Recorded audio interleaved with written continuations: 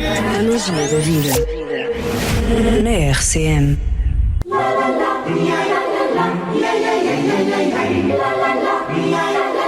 A magia da vida. Música, humor e convidados.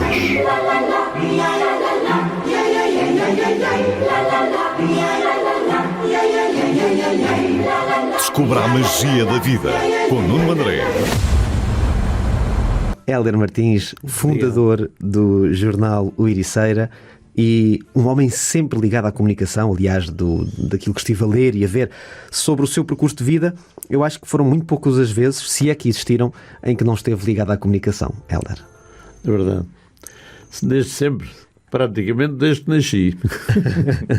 É uma arte, sabemos que é uma arte, até porque hoje temos meios, temos instrumentos que há uns anos não tínhamos, e no seu caso isto começou muito antes do Ericeira, à altura em que trabalhava em quê? Como é que surgiu na sua vida a ligação à impressão, às edições, à comunicação?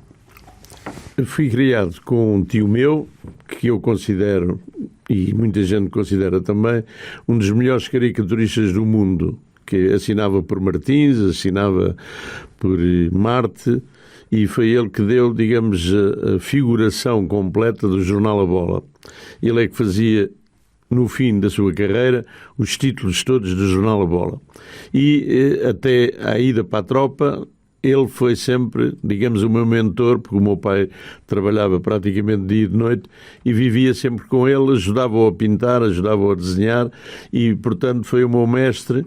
Infelizmente não tive, digamos, a carreira que ele teve, porque por tudo e mais alguma coisa. Era uma vedeta e foi uma vedeta durante muito tempo e foi o meu ídolo.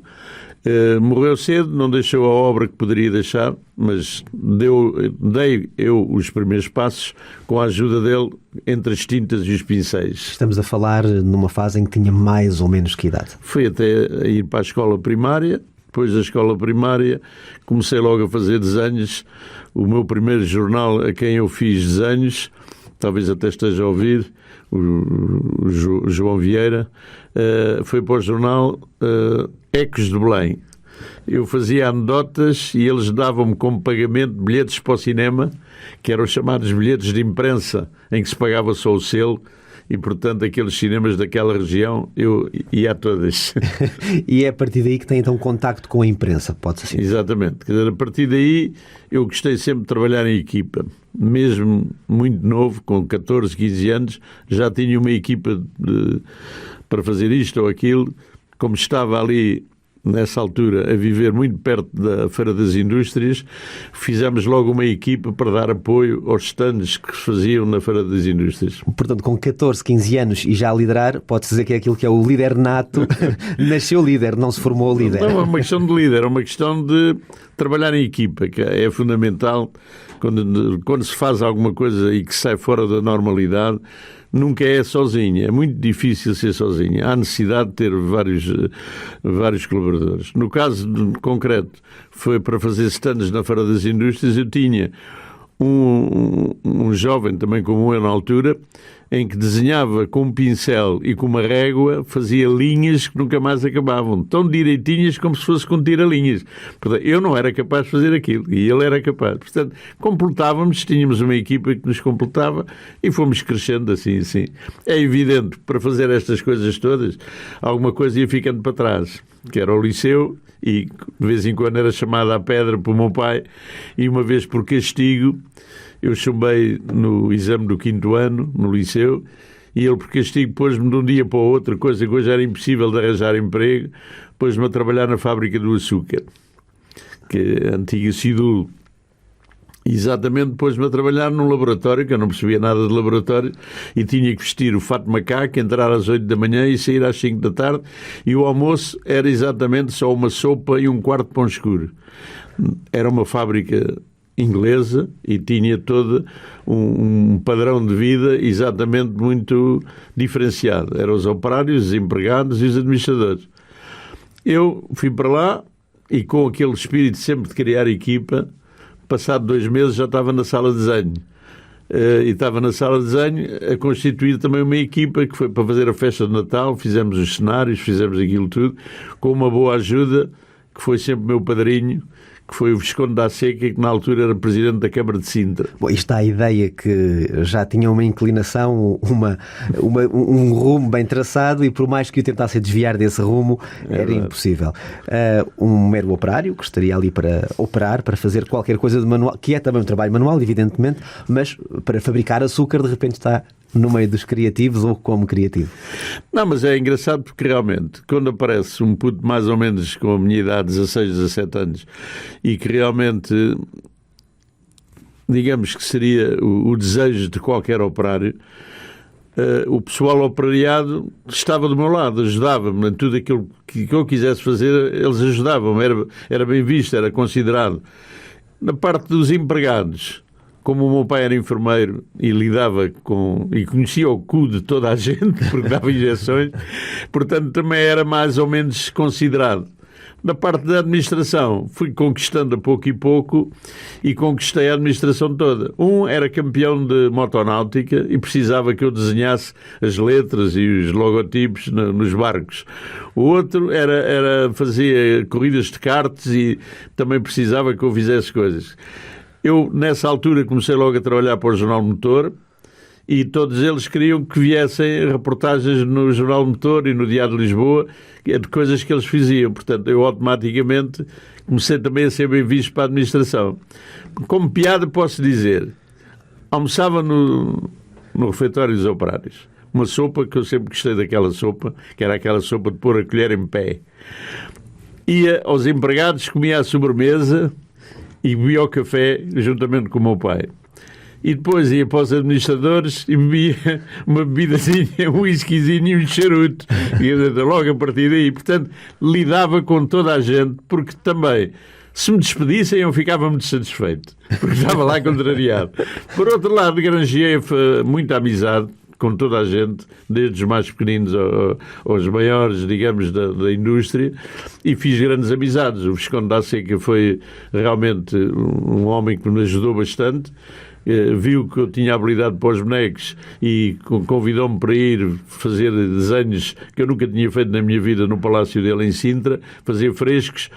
Nunca tinha pintado e disse: olha, que eu nunca fiz nada disso. É daqui a sala, você podia tocar aqui a sala, aqui está a cair as imagens. Não, eu pedia-lhe o favor, vou começar pela casa de banho, que ao menos, se houver barraca, há menos problemas. E comecei para a casa de banho e depois comecei a pedir informações a este e àquele e continuámos por aí.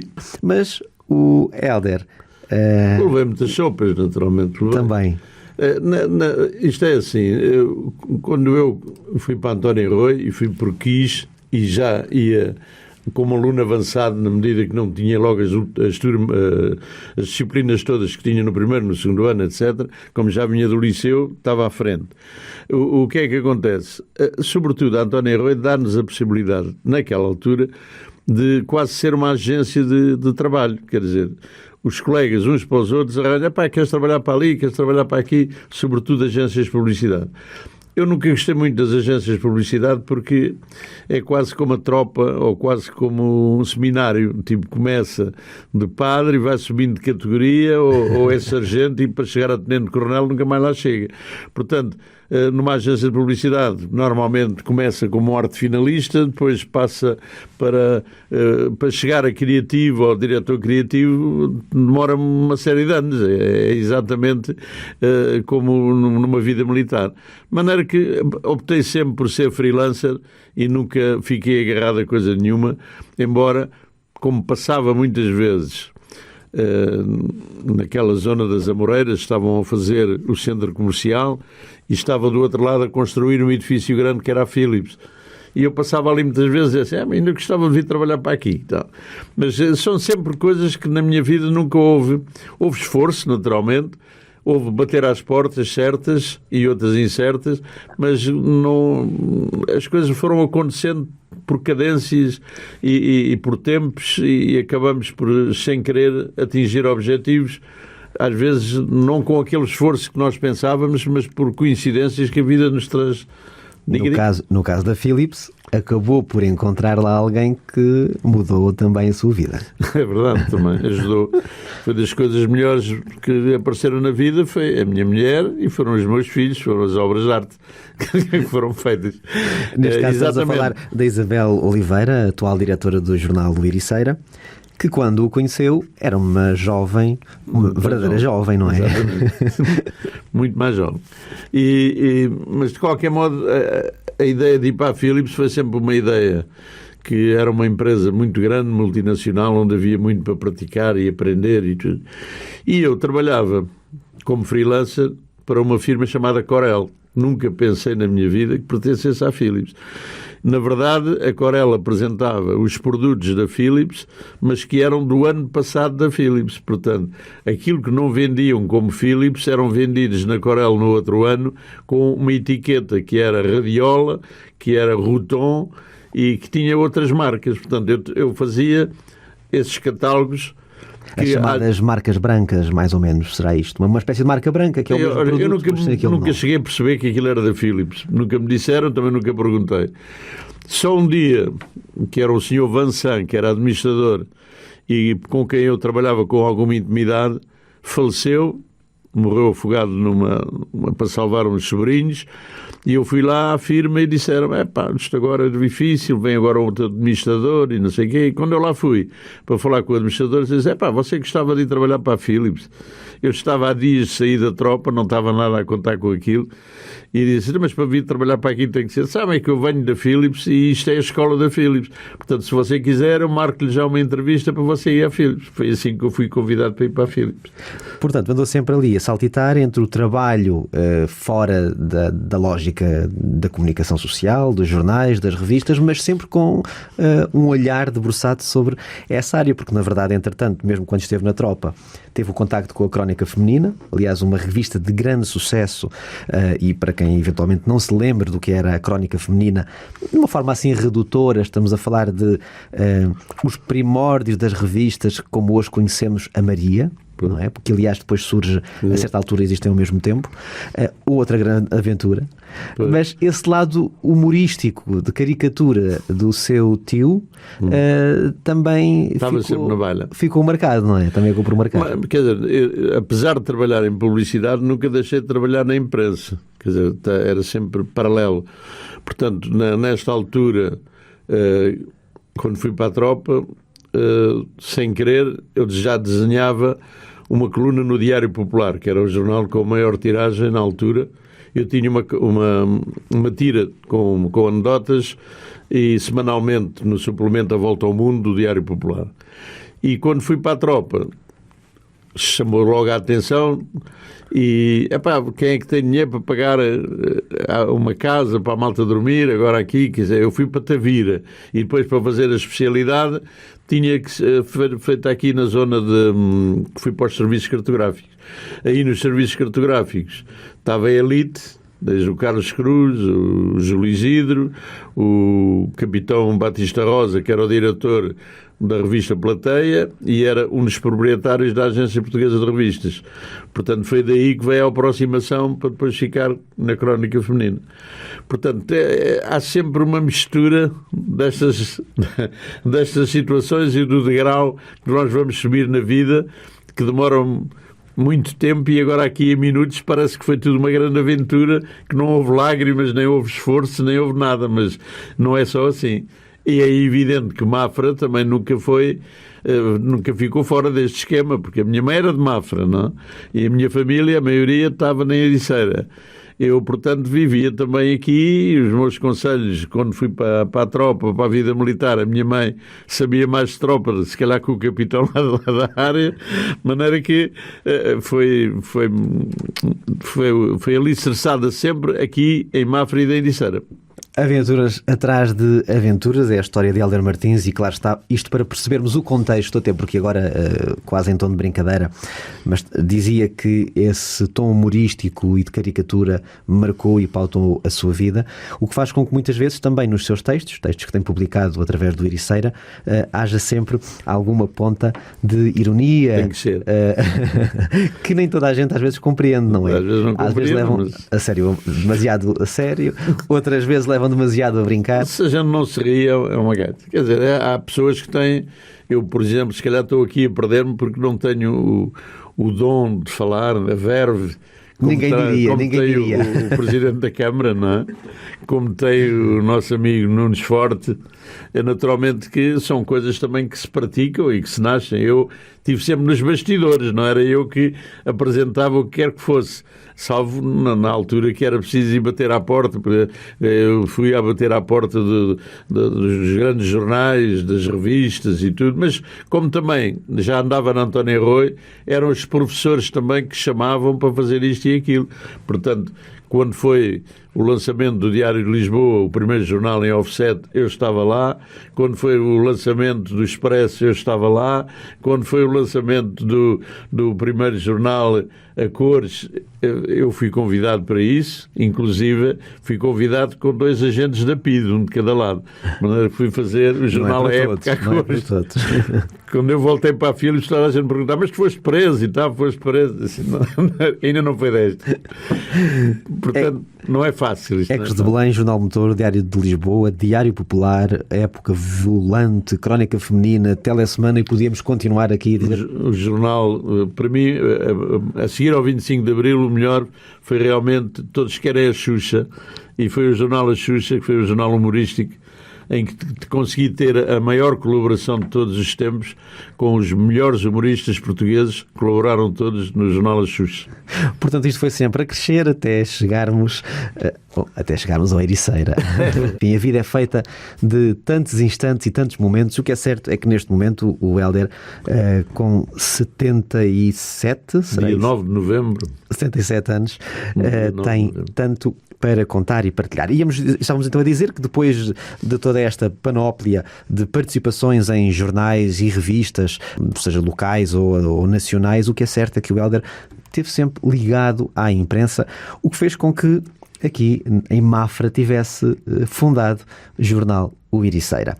Primeira questão, Hélder: quando decide escolher o nome do jornal O Ericeira, é com o intuito de fixar ou de circunscrever o jornal à Ericeira, ou há uma outra razão? Quando, tanto na tropa como na escola, quando há uma pessoa que é da Ericeira, fica logo com o carimbo, é o Ericeira.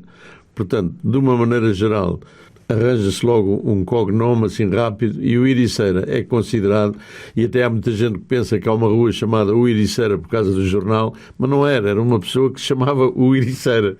Portanto, o Ericeira, primeiro, porque realmente nasceu na Ericeira. Segundo, porque a maioria das pessoas, mesmo que more longe, mas no Conselho de Mafra, diz que mora perto da Ericeira. Ninguém diz que mora perto de Mafra. Toda a gente diz que mora perto da Ericeira. Portanto, a Ericeira é um posto. Portanto, de uma maneira geral... Aí está o homem do marketing também, da comunicação, a usar o termo Ericeira, porque sabe que pega. Nunca ninguém, digamos, achou por mal ser ou não ser o nome da Ericeira. Embora, infelizmente, se escreva para muita gente, às vezes, os limites do jornal. Mas o jornal dá notícias de todo lado.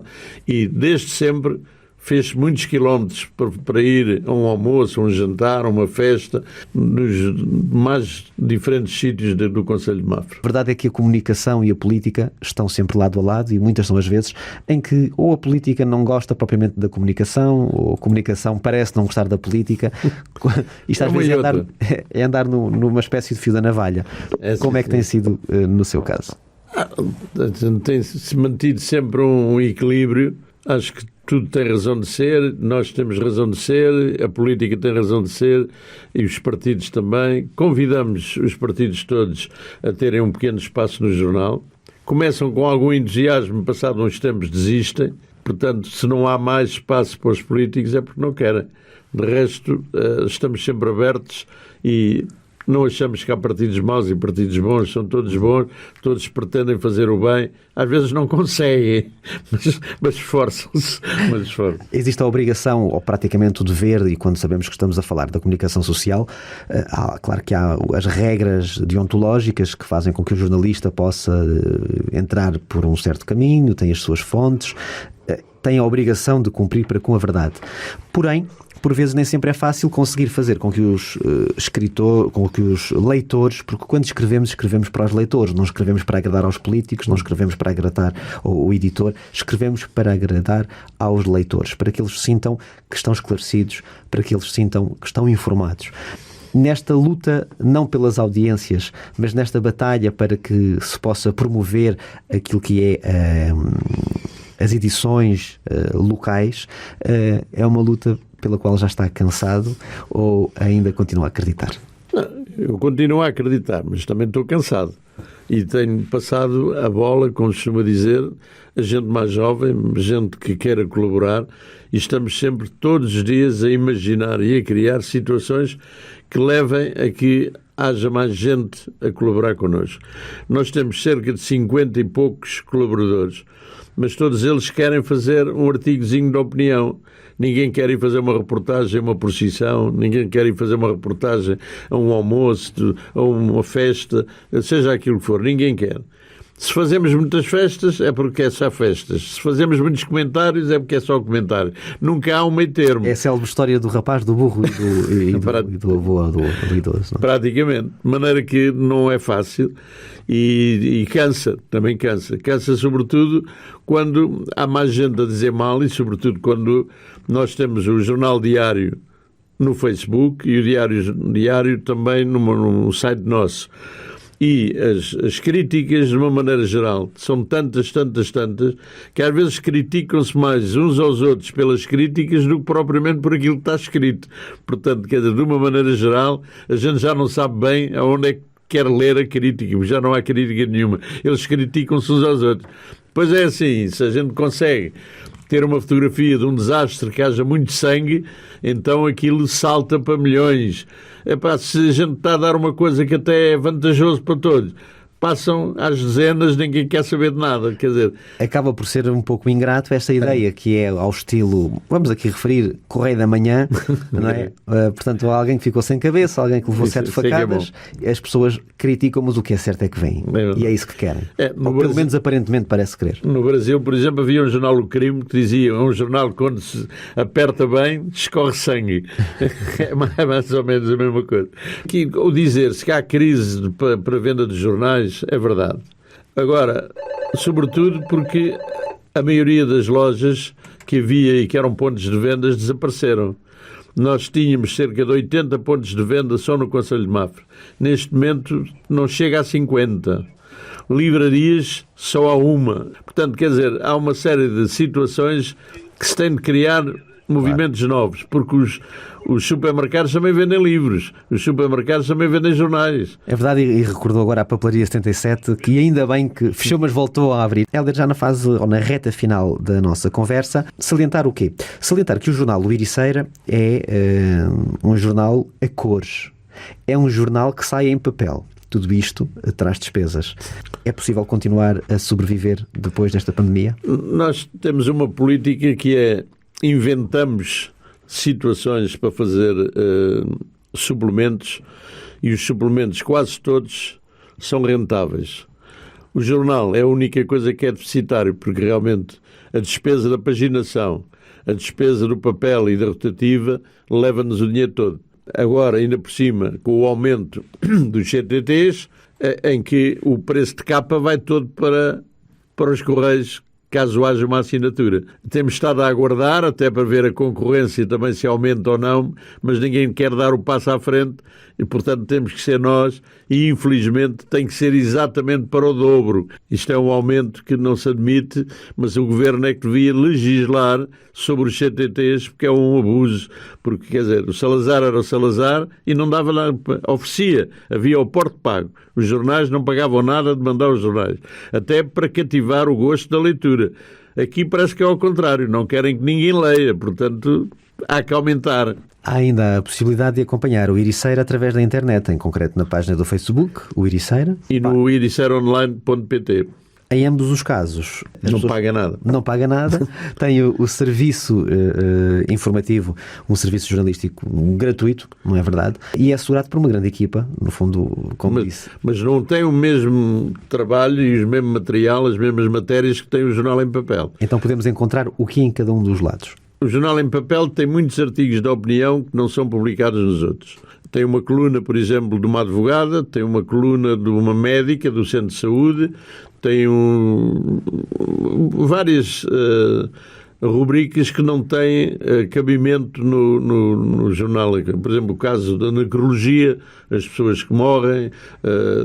Há uma série de situações, por exemplo, antigamente nós temos fotografias antigas que reproduzimos desde o primeiro dia, temos uma anedota sempre do dia, quer dizer, há uma série de coisas que não têm grande cabimento no Facebook e que nós colocamos no papel.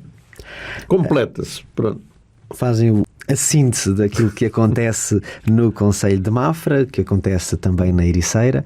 Celebraram agora recentemente os 51 anos. 51 anos de vida. Estes 51 anos foi ininterruptamente? Não, houve uma interrupção, mas aconselharam-nos a continuar e continuamos a numeração porque a gestão era a mesma e como acontece, por exemplo, com a banda que esteve interrompida há mais de 40 anos, há uma série de bandas que são mais que centenárias e não são, porque foram vários grupos que depois se juntaram e tudo. Portanto, não houve mal nenhum ao mundo continuar. Há alguma perspectiva de futuro, num futuro próximo, termos algo de... O nosso futuro, desde o primeiro dia, era a união de todos os jornais que achassem por bem reunir-se. No caso concreto, há vários jornais ligados à Igreja Católica e nós não temos nada contra a Igreja Católica, como não temos nada contra as outras igrejas. Portanto, se houvesse um jornal em que houvesse uma junção de esforços, podia haver 2, 3 páginas, 4 páginas dedicadas a uma determinada religião, não ofendia ninguém. Agora, há determinados assuntos que podem ser debatidos. Portanto, enquanto que em alguns jornais desses há censura, no nosso jornal não há nenhuma censura. Há que dizê-lo. Palavras fortes, porque a censura, principalmente nos dias de hoje, não é de todo bem-vinda. Claro que estamos a falar do Concelho de Mafra, um concelho que está em crescimento, um concelho que está cada vez mais jovem. Jovens que não leem jornais, infelizmente. Há quem acredite que o jornal físico, ou seja, o jornal em papel, possa a qualquer momento vir a desaparecer. Eu acredito que não, porque eu acho que as pessoas gostam sempre do toque, não é? O toque do jornal, o cheiro do jornal, a possibilidade de ter alguma coisa física, até porque temos que ter a noção que amanhã a internet vai ao ar, desaparece, apaga, um vírus qualquer transforma-se em qualquer coisa e o que é certo é o que fica é o papel, não é? E quando se faz qualquer pesquisa pela história aqui de Mafra ou isso, tem que se ir à procura dos jornais antigos e ao pesquisar os jornais não há dúvida nenhuma que é muito mais difícil pesquisar a internet. Agora, neste momento é fácil, mas não se sabe amanhã no que vai acontecer. E para descobrir coisas tem que se ir à procura dos jornais. E se não aparecer lá a fotografia dos políticos, dos presidentes, etc., qualquer dia ninguém sabe. Até mais. Pode-se dizer que quando há uma eleição em que é eleito o presidente e os vereadores e tudo, se não for um jornal a falar neles, ninguém sabe que são vereadores ou que são isto ou que são aquilo. Até o próprio presidente tem que fazer esforço em começar a ser conhecido. Agora começa a ser, mas há uns anos atrás não era conhecido. Claro, até porque, aliás, esquecemos-nos que, por exemplo, as moedas passaram a ter o cunho com o rosto dos imperadores, dos papas, dos reis, porque era a única forma de circular a imagem, porque até então não havia imprensa, não havia publicidade, não havia cartazes, não havia nada, portanto a imagem acaba por mudar muito, ou acaba por ser divulgada, aliás, com todo este sentido de estética, de gosto, e até como arte. Aliás, o marketing mostra-nos precisamente a importância da imagem e da palavra. Nesta reta final, Hélder, uma mensagem do fundador do Ericeira. Mais uma vez era bater na mesma tecla que é a união. Acho que Mafra precisava ter um jornal diário ou pelo menos um jornal semanal. Há material para isso, há matérias para isso e há que também tornar profissional.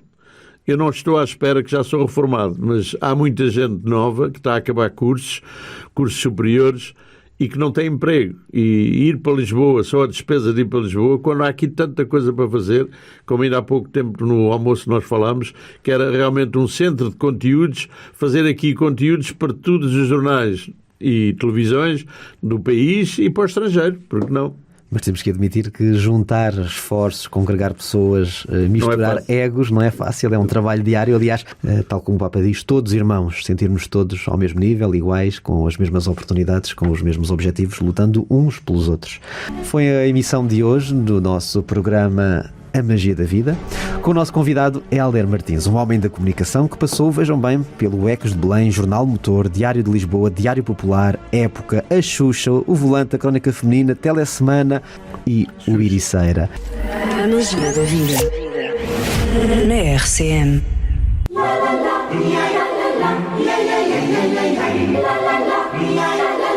A Magia da Vida. Música, humor E convidados.